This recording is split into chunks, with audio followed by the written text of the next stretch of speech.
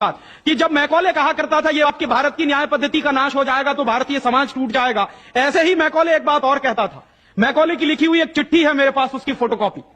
London में एक library है, उसका नाम है इंडिया ऑफिस लाइब्रेरी, वहां से मैंने निकलवाई है। इंडिया ऑफिस लाइब्रेरी में से ऐसे कुछ 50,000 से ज्यादा डॉक्यूमेंट्स मैं निकाल के लाया और वहां के कई लोगों की मदद से हमने वो निकलवाए हैं। तो उनमें एक चिट्ठी है मैकॉले की, वो उसके अपने पिताजी को उसने लिखी है। जब वो यहां ऑफिसर बन के आया है तो मैकॉले क्या लिख रहा है कि भारतीय समाज को अगर बर्बाद करना है तो भारतीय न्याय पद्धति बर्बाद करो। तो वो करने के लिए उसने आईपीसी बना दिया, सीआरपीसी बना दिया, सीपीसी बना दिया और बर्बाद हुई। दूसरी बात वो कहता था कि भारतीय समाज को बर्बाद करना है तो भारतीय शिक्षण पद्धति का नाश करो। तो मैकॉले कहा करता था कि जो भारतीय शिक्षण पद्धति है, वो खुद मानता था इस बात को, यह दुनिया की सबसे ज्यादा विकसित और सबसे अच्छी पद्धति। क्या होता था, यहां गुरुकुल चलते थे, गुरुकुलों में विद्यार्थी पढ़ते थे और विद्यार्थी 20 साल तक 25 साल तक ब्रह्मचर्य का पालन करते हुए शिक्षा ग्रहण करते थे, संस्कार मिलते थे और वो संस्कार लेकर समाज में जाते थे। उन्हीं संस्कारों से संस्कृति बनती थी और वही संस्कृति भारतीय संस्कृति कहलाती थी। ऋषि थे, मुनि थे, बड़े बड़े ज्ञानी थे, महात्मा थे, वो गुरुकुलों को चलाया करते थे और सारे के सारे गुरुकुल जो चला करते थे उनमें वेदों का अध्ययन, पुराणों का अध्ययन, उपनिषदों का अध्ययन, जो भारतीय ज्ञान है, जो भारतीय मनीषा है, उन्हीं सबका अध्ययन संस्कृत के माध्यम से कराया जाता था। मैकॉले ने क्या किया कि गुरुकुलों का नाश अगर करना है तो उसने एक कानून बनाया। क्या कानून बनाया? संस्कृत में जितने विद्यालय इस देश में चलते थे हिंदुस्तान में अंग्रेजों के जमाने में, उन सबको उसने इल्लीगल घोषित किया, गैर कानूनी। और उसने प्रतिबंध लगा दिया कि संस्कृत भाषा के माध्यम से कोई भी गुरुकुल चलेगा उसको अंग्रेजी सरकार मान्यता नहीं देगी। तो मान्यता किसको देगी? अंग्रेजी के माध्यम से जो कॉन्वेंट स्कूल चलेंगे उनको अंग्रेजी सरकार मान्यता देगी। और उसके लिए बाकायदा उसने कानून बनाया। उस कानून का नाम है इंडियन एजुकेशन एक्ट। और यह इंडियन एजुकेशन एक्ट लागू हुआ 1858 में, आज से लगभग 140 साल पहले। तो 140 साल पहले जो कानून लागू हुआ था अंग्रेजों के जमाने में, वही कानून आज भी चल रहा है। उस कानून के आधार पर मैकॉले ने क्या किया? संस्कृत के माध्यम से चलने वाले गुरुकुलों को बर्बाद कर दिया, कानून बना के उनको बंद करा दिया। जो उनमें अध्यापक होते थे, गुरु होते थे, उनको मार पीट कर अंग्रेजी सरकार जेल में बंद करती थी। जो विद्यार्थी अध्ययन के लिए जाते थे उनको रोक दिया जाता था, उनका अध्ययन ना होने पाए उसके लिए समस्याएं खड़ी की जाती थी। और दूसरी तरफ कॉन्वेंट स्कूल चालू कर दिए और उसमें अंग्रेजी के माध्यम से शिक्षण देना शुरू किया। एक दिन उसने अपने बाप को चिट्ठी लिखी और इस चिट्ठी में उसने ये लिखा कि मैंने हिंदुस्तान में एक ऐसी शिक्षण पद्धति पैदा कर दी है जिसमें अगर हिंदुस्तानी विद्यार्थी पढ़ेंगे तो पढ़कर निकलने के बाद वो शरीर से हिंदुस्तानी होंगे, दिमाग से सब अंग्रेज हो जाएंगे। वो देख रहे हैं, अभी देख रहे हैं। तो शरीर से हिंदुस्तानी और दिमाग से अंग्रेज। तो मैकॉले दूसरी बात लिख रहा है उस चिट्ठी में कि जब वो शरीर से हिंदुस्तानी और दिमाग से अंग्रेज हो जाएंगे तो अंग्रेजों के हिसाब से सारे काम करेंगे। और वो विद्यार्थी जब कॉन्वेंट स्कूल में से निकलेंगे तो सबसे ज्यादा गालियां भारतीय संस्कृति को देंगे, सबसे ज्यादा गालियां अपने मां बाप को देंगे। कैसे? मॉम और डैड कह के। डैड माने होता है मरा हुआ और मम्मी माने होता है शव। इजिप्ट में आप जाइए, मिस्र एक देश है, वहां पे मम्मीज कहा जाता है किसको? मरे हुए आदमी के शव को। तो हमारी मां हो गई मम्मी, मम्मी, और पिताजी हो गए डैड। आया कहां से ये? मैकॉले ने डाल दिया हमारे दिमाग में। और मैं ये कहता हूं कि मैकॉले तो मर गया, उसका बाप भी मर गया, सब मर गए, भगवान उनकी आत्मा को शांति दे, लेकिन उसकी जो आत्मा है वो हम सब में प्रवेश कर गई है। और कैसे प्रवेश कर गई है? मैं आपको ये इतिहास की सच्चाई बता रहा हूं कि जिस जमाने में मैकॉले ने इस देश में सबसे पहला कॉन्वेंट स्कूल खोला था कलकत्ता में, वो कॉन्वेंट स्कूल चला नहीं, बंद हो गया। क्यों बंद हो गया? क्योंकि कोई भी भारतीय मां बाप अपने बच्चे को कॉन्वेंट में पढ़ाने को नहीं भेजता था। अंग्रेजों के जमाने की बात बता रहा हूं। अंग्रेज अपनी पूरी ताकत लगाकर भी इस देश में कॉन्वेंट स्कूल चला नहीं पाए, लेकिन अंग्रेजों के जाने के बाद गांव गांव में, गली गली में कॉन्वेंट स्कूल चल रहे हैं।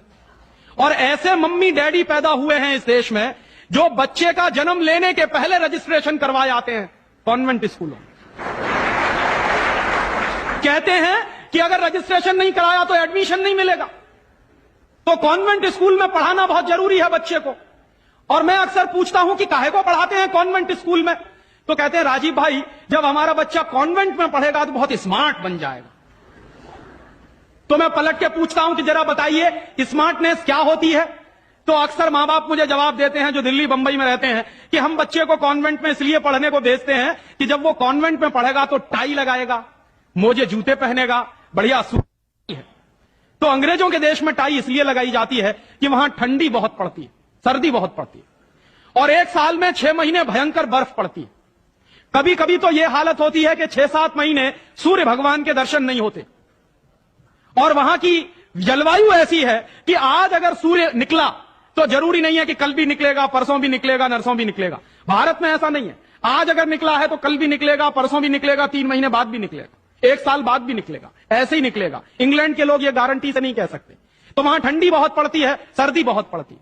और जिन देशों में सर्दी बहुत पड़ती है, ठंडी बहुत पड़ती है, वहां के लोगों को अक्सर जुकाम बहुत होता है, नाक चलती है। तो जब नाक चलती है तो उस नाक को पोंछने के लिए बार बार जेब से रूमाल निकालना पड़ता। तो उन्होंने क्या किया कि एक रूमाल गले में लटका लो जो नाक पोंछने के काम आएगा।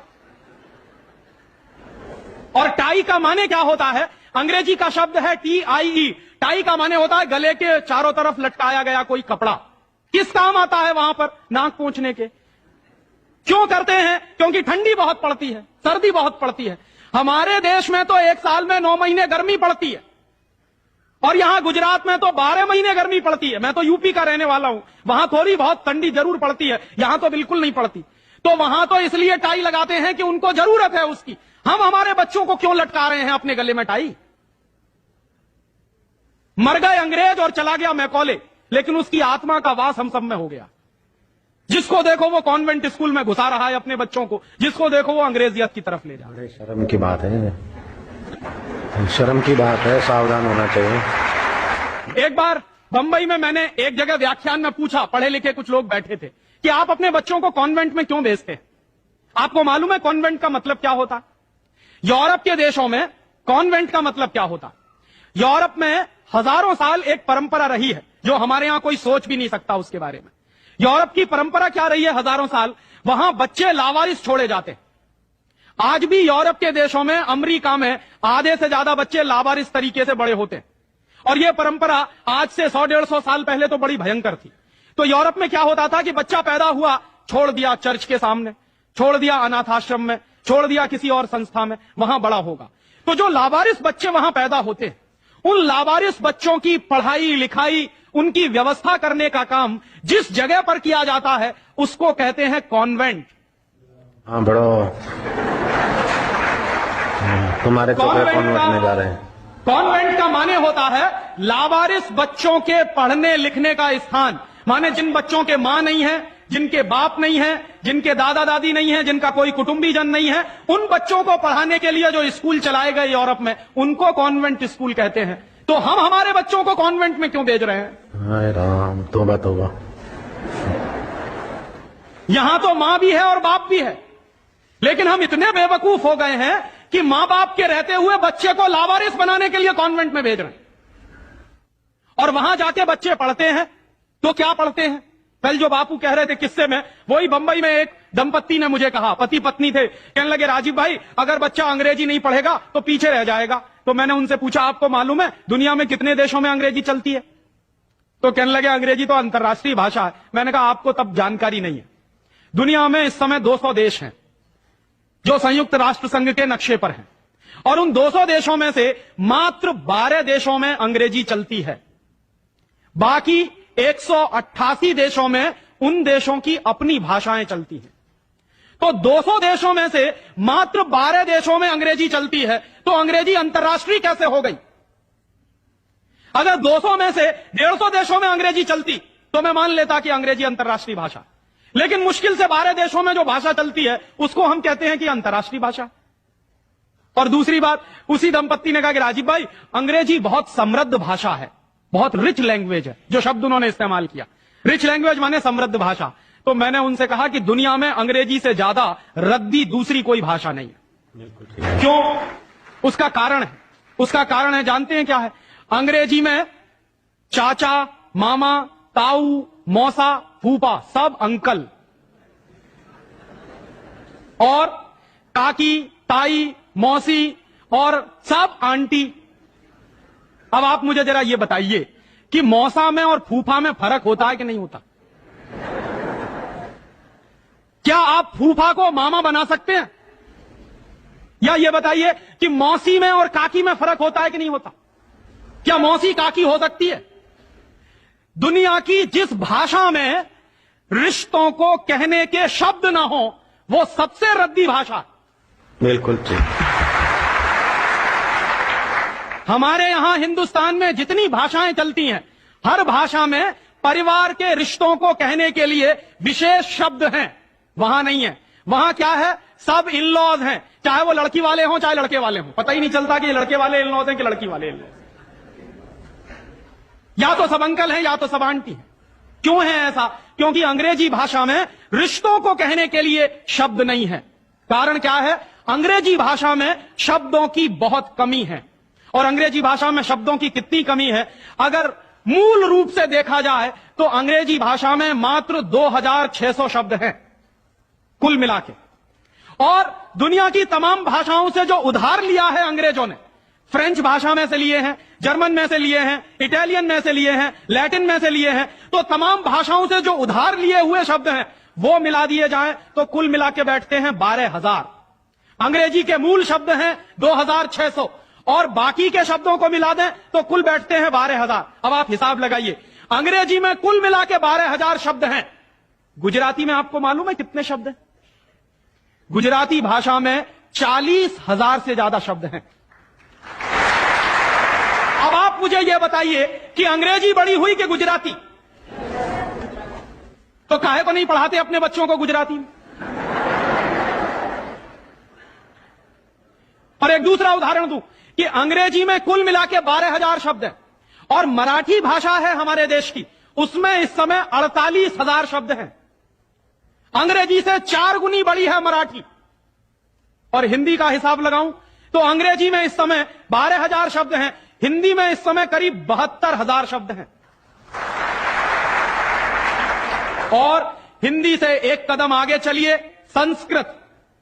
तो अंग्रेजी में कुल मिला के 12,000 शब्द हैं, संस्कृत में कुल मिला के 1.5 लाख शब्द हैं। और संस्कृत से एक सीढ़ी और ऊपर चढ़िए, प्राकृत, जिसको हम सब भूल गए। प्राकृत को अगर ध्यान में रखें तो प्राकृत में 2.5 से 3 लाख शब्द हैं। दुनिया की सबसे बड़ी भाषा हमारे पास है, लेकिन हम बेवकूफों को मालूम नहीं है कि हमारे पास क्या है। हम पढ़े लिखे इडियट हैं, अंग्रेजी में कहें तो भाग रहे हैं एक ऐसी भाषा के पीछे जिसमें मात्र 12,000 शब्द हैं और अपनी भाषाएं छोड़ते चले जा रहे हैं। और ये जो भाषा की गुलामी होती है ये बहुत खतरनाक होती है। जो आदमी अपनी भाषा बदल सकता है वो किसी दिन अपनी मां भी बदल सकता है। और ये मैं बहुत गंभीर बात कह रहा हूं। आपको कुछ दिन के बाद इस देश में कॉन्वेंट्स में से पढ़कर निकले हुए बच्चे ये कहते मिलेंगे कि वो कहते हैं ना, कॉन्वेंट के बच्चे, उनको तो हर चीज इंपोर्टेड चाहिए। Imported car, imported pen, imported pencil, imported television, imported refrigerator. अभी कुछ दिन के बाद कहेंगे कि अब हमको इंपोर्टेड मम्मी पापा भी चाहिए, क्योंकि आपकी शक्ल उनको अच्छी नहीं लगने वाली। वो तो जो भाषा पढ़ रहे हैं उसके संस्कार ले रहे हैं।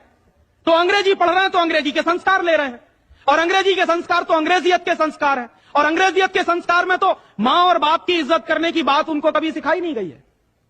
वो तो आपको भी 2 कौड़ी का मान के फेंक देने वाले। और दुर्भाग्य से यही होता है। कॉन्वेंट स्कूल से निकले हुए बच्चे जितनी गाली अपनी मातृभाषा को देते हैं, अपनी संस्कृति को देते हैं, अपने परिवार को देते हैं, उतनी शायद कोई नहीं देता। तो मैकॉले जो कहा करता था वो बात आज हमको दिखाई देती है कि कॉन्वेंट में पढ़कर निकलेंगे बच्चे तो ये शरीर से हिंदुस्तानी होंगे, दिमाग से अंग्रेज होंगे। और इसी के संबंध में एक आखिरी बात उसने और कही थी कि ये जो भाषा की गुलामी होती है ये आदमी के स्वतंत्र चिंतन को रोक देती है। अगर आपको मौलिक चिंतन करना है, अगर आपको स्वस्थ चिंतन करना है और ऐसा चिंतन करना है जिसमें से कुछ नई रचना हो, तो वो आप अपनी मातृभाषा में ही कर सकते हैं। दुनिया में मातृभाषा में पढ़कर बड़े बड़े वैज्ञानिक पैदा हुए हैं, हम लोग अक्सर मैं लोगों को कहता हूं कि जो लोग कॉन्वेंट के पीछे पागल है, उनको मैं अभी ताजा ताजा उदाहरण देता हूं। हिंदुस्तान में एक वैज्ञानिक है, उसका नाम है डॉक्टर एपीजे कलाम। डॉक्टर एपीजे कलाम को इस साल भारत रत्न मिला है और डॉक्टर एपीजे कलाम हिंदुस्तान के जिंदा रहने वाले वैज्ञानिकों में इस समय सबसे ऊपर के व्यक्ति हैं। आपको मालूम है, डॉक्टर कलाम की पूरी शिक्षा तमिल में हुई है, अंग्रेजी उन्होंने पढ़ी नहीं है। बहुत वर्षों के बाद उन्होंने थोड़ी अंग्रेजी पढ़ी है काम चलाने के लिए। बचपन से उनकी पूरी शिक्षा उनकी मातृभाषा में हुई है। वो तमिल अच्छी जानते हैं, मलयालम अच्छी जानते हैं और हिंदुस्तान में आज वो सबसे ऊंची श्रेणी के वैज्ञानिक हैं जिनको भारत रत्न मिला। दुनिया के ऐसे तमाम वैज्ञानिकों के मैं उदाहरण दे सकता हूं। आइंस्टाइन, अल्बर्ट आइंस्टाइन सारा का सारा काम अपनी मातृभाषा में करता था, जर्मन में, और इसलिए इतना बड़ा बना। फ्रांस में एक वैज्ञानिक था मैक्स प्लैंक, जिसकी थ्योरीज हमारे जैसे इंजीनियर्स को पढ़ाई जाती थी जब हम पढ़ते थे। मैक्स प्लैंक की पूरी शिक्षा फ्रेंच भाषा में हुई थी। तो हम लोग जो अपने मन में गलतफहमी पालकर बैठे हैं कि हमारे बच्चे अगर अंग्रेजी में नहीं पढ़ेंगे तो उनका विकास नहीं होगा, मैं आपको इसके उल्टी बात कह रहा हूं कि अगर आपके बच्चे अंग्रेजी में पढ़े तब उनका विकास नहीं होने वाला, वो गधे बन जाएंगे, विनाश होगा। हम लोग क्या कर रहे हैं, अपने बच्चों को कॉन्वेंट में भेज भेज कर गधा बना रहे हैं। गधा जानते हैं क्या होता? गधे के ऊपर बोझा लादते चले जाइए, लादते चले जाइए, लादते चले जाइए, बेचारा चुपचाप चलता चला जाता है, चलता चला जाता है। आजकल बच्चों के कंधे पर जो बस्ते हमने लाद दिए हैं, जरा उनका वजन तो कर लीजिए। जो बच्चे का वजन है उससे ज्यादा बस्ते का वजन है। अभी से आप अपने बच्चे को स्पॉन्डिलाइटिस का मरीज बना रहे हैं। जितना वजन उसका कंधा ढो नहीं सकता, उससे ज्यादा वजन उसके कंधे पे लटका हुआ, और बेचारा वो बस्ता लेके जाता है, लौट के आता है।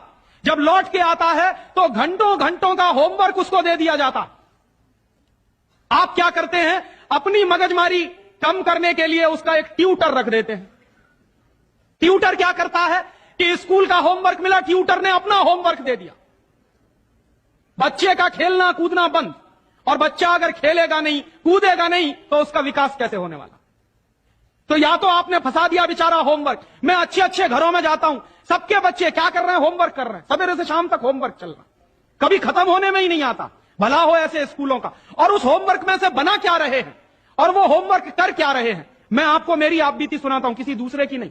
मैं भी बचपन में अंग्रेजी में मैं पढ़ा, और मैं सबसे ज्यादा गालियां मेरे मां बाप को देता हूं। इसके लिए मेरे पिताजी ने, वो एक बड़े ऑफिसर हैं, ये करने के लिए कि बेटा अंग्रेजी में पढ़ना चाहिए तो बड़ा बनेगा, तो मुझको भी पढ़ा दिया। अब अंग्रेजी माध्यम की जो पढ़ाई है, अंग्रेजियत की जो पढ़ाई है, वो क्या है? मैं आपको एक सॉलिड एग्जांपल दूं मेरा। मुझको गणित पढ़ाया जाता था। गणित में क्या पढ़ाते थे? एक फॉर्मूला था जो मुझको रटवाते थे क्लास 9th में जब मैं पढ़ता था। क्या फॉर्मूला था? x + y whole square is equal to x square plus 2xy plus y square, x - y whole square is equal to x square minus 2xy plus y square. और अक्सर इसमें गड़बड़ी होती थी, प्लस का माइनस होता था, माइनस का प्लस होता था। तो क्या होता था, मेरी पिटाई होती थी, क्लास में पिटाई होती थी। और मेरे जो अध्यापक थे तो मुझको खूब चिढ़ाते थे और मुझको खूब उल्टा सीधा कहते थे। एक दिन मैंने ये तय किया कि सब छोड़ छाड़ के ये 2 फॉर्मूले रटूंगा। तो रटने के लिए मैं बैठ गया, सब काम एक बाजू में। अब ये x + y और x - y में मैं घुस गया। लिख लिख के मैंने किलो कॉपियां बर्बाद कर दी, किलो कागज बर्बाद कर दिया। पता नहीं कितने बॉल पेन बर्बाद हुए होंगे। और 3-4 महीने की उस भयंकर मेहनत के बाद मुझको कुछ फॉर्मूले याद हो गए। अब वो फॉर्मूले मैं सीख के आया। दुर्भाग्य से मैं बताऊं कि 3-4 महीने के सैकड़ों घंटे बर्बाद करके, अपना खून सुखा के, मार खा के, बेइज्जती बर्दाश्त करके मैंने जो फॉर्मूले पढ़े, वो मेरे जीवन में आज तक कभी काम में नहीं आए। और दूसरे बाजू में मेरी मां ने, जो बहुत पढ़ी लिखी नहीं है, मुझको एक फॉर्मूला सिखाया। क्या सिखाया? एक पहाड़ा सिखाया। आधा, सवाया, 1.5 गुना, 2.5 गुना, 3 गुना, 3.5 गुना, ये मुझे सिखाया। और वो मेरे जीवन में रोज काम आता। लेकिन कहा क्या जाता है कि मेरी मां तो पढ़ी लिखी नहीं है, पीएचडी नहीं किया उसने।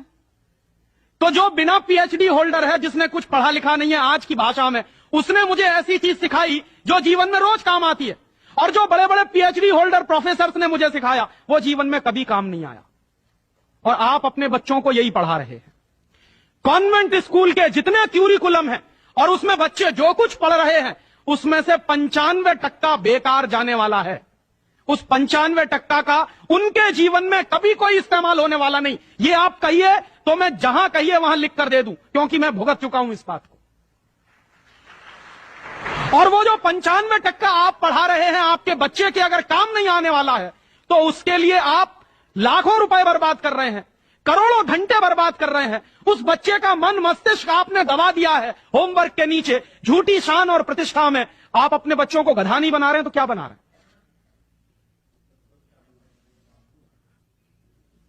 तो आप पूछेंगे क्या करें, तो मैं आपसे एक बुद्धिमानी की बात निवेदन करना चाहता हूं। वो निवेदन यह करना चाहता हूं कि जितनी जल्दी हो अपने बच्चों को इन कॉन्वेंट स्कूलों में से बाहर निकाल लीजिए। और बढ़िया बात है। ये कॉन्वेंट स्कूल में इसलिए भी भेजना बंद करिए कि भारतीय संस्कृति में पिता सिर्फ एक होता है, लेकिन कॉन्वेंट स्कूल में एक फादर भी होता है। इस बात की गंभीरता को समझिए कि भारतीय संस्कृति में पिता एक ही होता है, लेकिन कॉन्वेंट स्कूल में जब बच्चे जाते हैं तो एक दूसरा फादर भी होता है। तो पिता के साथ ये फादर कहां से आ गया? और अगर पिता के साथ फादर आ गया तो पता नहीं क्या क्या आ जाएगा आपके घर में। हां, यह मैं चेतावनी के रूप में कह रहा हूं आपसे। यह सिर्फ इशारे से समझ लीजिए कि अगर बच्चे की पढ़ाई के साथ पिता के साथ फादर आया है तो और बहुत कुछ चला आएगा आपके बच्चे के संस्कार में। और कहीं ऐसा ना हो जाए कि आपके देखते देखते आपका बच्चा क्रिश्चियन ना बन जाए, ईसाई ना बन जाए। इसलिए मैं आपसे एक निवेदन तो यह करने आया कि जितनी जल्दी हो कॉन्वेंट स्कूलों से बच्चे निकाल लीजिए। और एक दूसरा निवेदन और करने आया हूं, जितनी जल्दी हो कॉन्वेंट स्कूलों को डोनेशन देना बंद करिए। हमारा हजारों हजारों रुपए का डोनेशन कॉन्वेंट स्कूलों में जाता। एक बच्चे का एडमिशन कराना है तो वो कहेंगे बिल्डिंग फीस दे दो, वो कहेंगे डोनेशन दे दो, वो कहेंगे इसकी फीस दे दो, उसकी फीस दे दो, और रोज रोज कोई ना कोई मांग चढ़ी ही रहती है। आज फलाना डे, आज धमाका डे, आज ये ले आओ, कल वो ले आओ। बर्बादी हमारी, माने हम हमारे दुश्मन को अपना पैसा दे रहे हैं। दुनिया में ऐसे बेवकूफ लोग मैंने कहीं नहीं देखे जो अपने दुश्मन को अपने घर का पैसा देते हो। आप जानते हैं कि कॉन्वेंट स्कूलों में से निकलने वाले बच्चे भारतीय संस्कृति के विरोधी होने वाले हैं और उनको यूरोप की संस्कृति सिखाई जा रही है। उसके लिए पैसा हम खर्च कर रहे हैं अपने हाथों से। तो भगवान के लिए, भारतीय संस्कृति को बचाने के लिए अपने बच्चों को कॉन्वेंट में से बाहर निकालिए और अपने बच्चों के नाम पर ये उनको जो डोनेशन दे रहे हैं आप कॉन्वेंट स्कूलों को, वो बंद करिए। और मैं आपको पूरे विश्वास से ये कहना चाहता हूं कि आपके बच्चे अगर मातृभाषा में पढ़ेंगे तो सबसे ज्यादा विद्वान बनने की क्षमता है उनमें। और ये क्यों है? दुनिया के सारे मनोवैज्ञानिक एक ही बात पर अब पहुंचे हैं, जो बात हमारे लोग बहुत पहले से कह गए। अभी यूरोप के लोग आज उस निष्कर्ष पे पहुंचे। क्या कहते हैं? बच्चा अगर मातृभाषा में पढ़ता है तो उसको जो सुविधाएं मिलती हैं, जो फायदा होता है, वो दूसरी भाषा में नहीं मिलती। जैसे उदाहरण के लिए मैं आपको बताऊं और आप इसको प्रयोग के रूप में करिए। आपकी मातृभाषा अगर गुजराती है और आप अपने बच्चे को गुजराती में पढ़ाइए तो कोई सवाल आप उसको दीजिए गुजराती में याद करने के लिए, जितनी जल्दी वो याद कर लेगा उस सवाल को, अगर वही सवाल आप अंग्रेजी में दीजिए उसको तो कम से कम 6 गुना समय लगेगा उसको। अगर वो 1 घंटे में गुजराती में कोई चीज याद करेगा तो 6 घंटे लगेंगे उसको अंग्रेजी में याद करने के लिए। और अंग्रेजी में भी उसको याद नहीं होगा, वो रटेगा पोपट की तरह से। जैसे पोपट होता है ना, रट लेता, वैसे ही रटेगा। और रटने के बाद क्या करेगा? इम्तिहान में लिख कर आएगा। इम्तिहान में लिख कर आया, उसके 2 दिन बाद पूछिए कि तुमने परसों क्या लिखा है, उसको कुछ याद नहीं। ऐसे ज्ञान का करेगा क्या वो? जो ज्ञान उसको 2 दिन भी याद न रहे, जो जानकारी उसको 2 दिन भी याद नहीं रहने वाली, उस जानकारी का वो अपने जीवन में करने वाला क्या है? और इसके दूसरी तरफ आप ये करके देख लीजिए, छोटी छोटी कहानी, छोटे छोटे किस्से, छोटी छोटी कथाओं के माध्यम से, मातृभाषा के माध्यम से आप उसको कोई बात सिखा दीजिए, वर्षों वर्षों जिंदगी भर उसको वो बात याद रहेगी। मुझे भी याद है, मेरी दादी मां ने कहानी के माध्यम से जो संस्कार मुझ में दिए हैं वो अभी भी मुझे याद है। लेकिन मेरे स्कूल में जो संस्कार मुझे दिए गए वो मैं भूल चुका हूं, क्योंकि विदेशी भाषा में मैंने लिए। तो ये खराब होता। और एक इसी के साथ एक आखिरी निवेदन कि अंग्रेजों ने जिस तरह से बर्बाद किया है भारतीय समाज को, कम से कम अब अगर हमको ये चेतना आती है तो इसको हम बचाएं। मुझे लगता है कि सबसे बड़ा काम और सबसे पहला काम कॉन्वेंट स्कूलों के बंद कराने का, और वो हम सब मिलकर ही कर सकते हैं, अकेला कोई नहीं करेगा। अगर हम सब कॉन्वेंट स्कूलों का बहिष्कार करने का संकल्प ले लें तो फिर से नए गुरुकुल खड़े हो सकते हैं। जो दान आप कॉन्वेंट स्कूलों को देते हैं, वो दान अगर गुरुकुलों को मिलना शुरू हो जाए तो गुरुकुल चलने भी शुरू हो जाएंगे, उनको प्रतिष्ठा भी मिल जाएगी, उनको सम्मान भी मिल जाएगा। अगर हमारी गलती से बर्बादी आई है तो वो गलती आज हम सुधार लें। और ऐसे ही एक दूसरी आखिरी बात कि अंग्रेजियत हमारे मन में बहुत गहरे घुस गई है, और ये अंग्रेजियत जो होती है बहुत खराब होती है। कई बार मैं कहता हूं कि अंग्रेजी भाषा से ज्यादा खतरनाक है अंग्रेजियत। महात्मा गांधी अक्सर ये कहा करते थे कि अंग्रेज चाहें तो रहें, लेकिन अंग्रेजियत जानी चाहिए। ये अंग्रेजियत क्या है? हमारे सबके घरों में, सबके मन में एक तरह का लालच बैठ गया है। हर एक आदमी को इस देश में इंपोर्टेड माल चाहिए, विदेशी कंपनी का माल। किसी भी साधारण से साधारण बच्चे को कहो कि देखो मेरे पास इंपोर्टेड पेन है, तुरंत हाथ फैला देगा, लाओ दे दो। वो बच्चा चाहे जितना पढ़ा लिखा हो, माने इंपोर्टेड के नाम पर भीख मांगने में भी शर्म नहीं आती। उसी बच्चे को आप कहिए कि भगवान का प्रसाद है तो हाथ पीछे खींच लेगा, इंपोर्टेड पेन है तो तुरंत हाथ फैला देगा। गुलामी इतने गहरे बैठ गई। और ये जो इंपोर्टेड माल की गुलामी होती है, इसी गुलामी ने हमारे देश को बर्बाद किया है। अंग्रेजों के जमाने में इस देश में अंग्रेजों का माल बिकता था इसलिए कि अंग्रेजों की गुलामी चलती थी, इसलिए क्योंकि अंग्रेजों की कंपनियां यहां चलती थी। दुर्भाग्य से आज वही फिर हो गया है। गांव गांव में परदेशी कंपनियां घुस गई हैं, परदेशी कंपनियों का माल घुस गया है। हम सबके घरों में परदेशी कंपनियों का माल आता है। सवेरे से लेके